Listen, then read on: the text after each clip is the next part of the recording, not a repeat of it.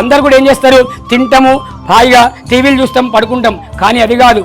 ప్రతి వాళ్ళు కూడా కొంచెం ధర్మచింతన, ధార్మిక చింతన, దైవ చింతన, లేస్తే తల్లిదండ్రిని గౌరవించడం, భర్తను గౌరవించడం, పెద్దవాళ్ళని గౌరవించడం, మన ఆలయం ఊళ్ళో ఉన్న ఆలయాలకు వెళ్ళడం, భగవంతుని ఆశీర్వాదం పొందడం.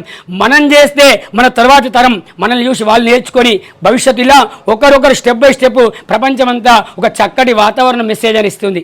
అందుకని ప్రతి వాళ్ళు కూడా అయ్యో మనం తిన్నమా మనం పన్నమా కాదు, పక్క వాళ్ళకైనా సమస్య వస్తే కూడా వాళ్ళ గురించి కూడా కాస్త సహాయం చేసేటువంటి చక్కటి మనసు కలిగి ఉన్ననాడు ఈ ప్రపంచం, ఈ మనం చేసే పూజలకు చక్కటి ఫలితం, ఈ దేవదేవుని యొక్క ఆశీర్వాదం కూడా మనకు చక్కగా ఉంటుంది. అందుకు మనందరం ఐకతామత్యం, ఏకతా కోసమై వ్రతం చేసుకుంటామని ప్రపంచానికి తెలపడానికి నవరాత్రి ఉత్సవాలు మనం చేస్తున్నాం. పేరు పేరున నిండు దీవెనలు చేతులెత్తి నమస్కారం చేసేయండి.